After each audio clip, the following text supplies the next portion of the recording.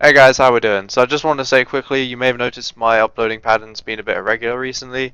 This is because I've been doing lots of coursework for like two different subjects at once, and then I've also got more mocks coming up, even though I just finished some mocks. And then after that, I have real exams. So really, I'm just saying that my uploading schedule isn't going to be anything regular. I'm pretty much just making videos when I actually have the time to make videos, and I have no idea when that's going to be in the first place. So yeah, I just thought I'd let everyone know that quickly. But anyway, let's get on with the video. So recently, the trailer for the new Ghostbusters movie came out, and I think it's a good excuse to go over the effects of capitalism and profit over the entertainment industry in our society. Now, while the trailer for the movie looks fucking horrible, it could also be more when it comes out than just slapstick comedy and a way to squeeze as much money out of people as possible. But that's not, the point of this video isn't to focus in on that. I'm just more using this trailer as it's what gave me the idea to make this in the first place.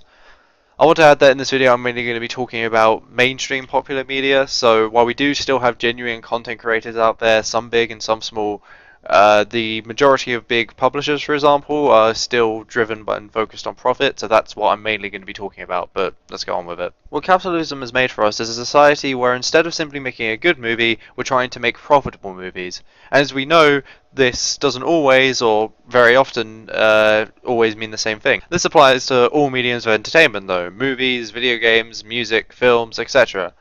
Let's talk about music for a second though.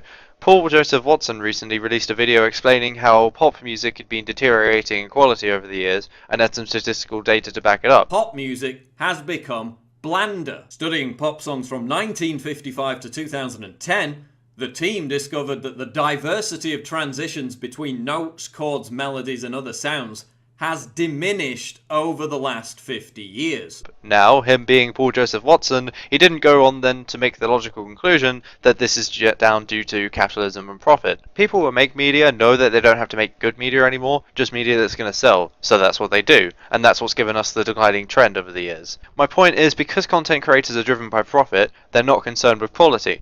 To make matters worse, content creators are at the risk of losing profit, are too afraid to try something new, and unless they're particularly passionate about something, they have no reason to, when they could stick with something safe and still make a profit. Remember when The Simpsons had actual effort put into it and was actually funny? Well, I don't, because I'm pretty sure I was still young to even properly watch and understand the show back then, but it's still making episodes today. Everyone knows they're all shit, but they're still being made because they're popular, so it just gives us shit content for the sake of it. You see, critic, according to polls, or so we've been told, when kids hear adult jokes, it makes them feel old. They feel more grown up to be in on the gag. Once seen in the trailer, it's cash in the bag. The same goes for butt jokes and modern slang too. It makes the crowds think we're on the same level as you. We talk the same lingo and reference pop culture. Yes, focus groups make us more profitable vultures.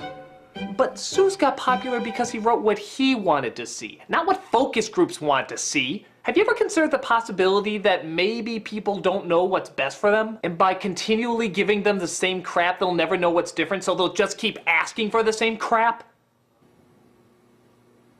Well, the chart says... I'm not asking the charts, I'm asking you!